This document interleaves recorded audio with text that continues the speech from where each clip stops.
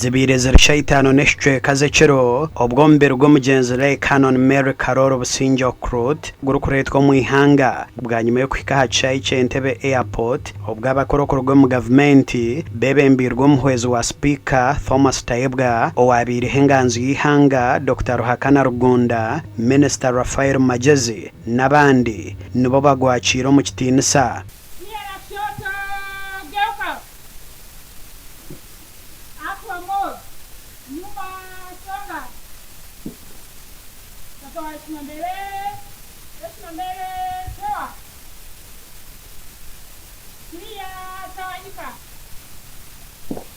Na bwa nyuma omubiro gutwirwe hari A+ Funeral Services kubasa kutebekanisa kandi omwebazyo gw'erizoba gwatwarwa mu makage omurintinda Kampala aho bariyo nibagenda misho no kushaba. Twagambaho na bamwe ombakuru abakorera entebekanisa yo kushendekereza omubiro gw'omugenzi kandi aba bagira ngo izoba rya nyenkyakare naije kutwarwa ha kanisa ya All Saints na Kasero kubasa kubana bamushabira. Rero na bwa nyuma omubiro nigwije kutwarwa omu district ya Bushenyi omu makage kandi naija kuzikwizoba ryo rwa mukaga. Nyenkyakare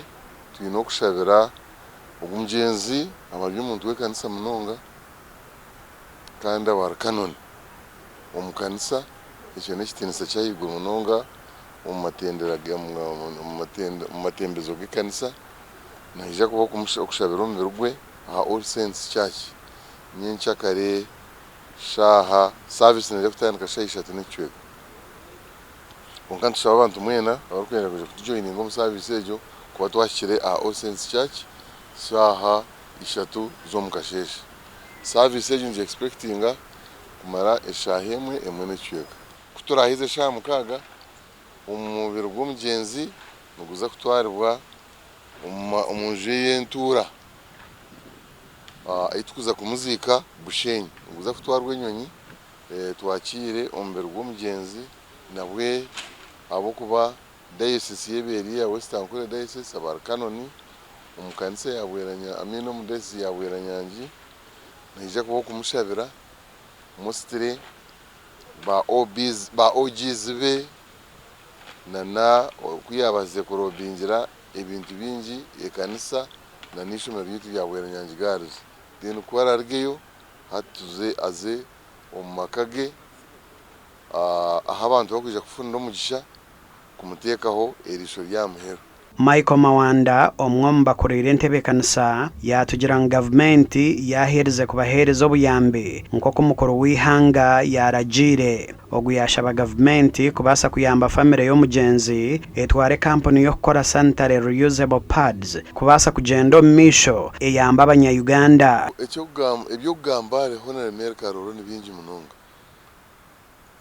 konka ekyo muntu ekindu kumwijukiraho munonga ekigambo kya Honorable Mary Karoro kuyaba kugira ngo ekebere abantu binyi bagira ngo aba politicians nibagambe ibi na biriya konka Mary akari y'umurengo rundi kuyaba kugambira ikigambo ekyo kikakiba kiryeyo oguyagamba ha mugenzi Mary Karoro nko muntu bire ryo amazima kandi arukunda abantu. Project yabire natandika ebire ryo kukora abenaza kora reusable pads zabichi ahubwo ni kimwe cyo kuteganisa bici bana bashuma ahugira ngo bavuga ngo ijo item no baba tajini abo ibora ryayiza kandi eko factory mbase kuyamba omushiki agumize mu nashoma ateteganisibwe ekizibejo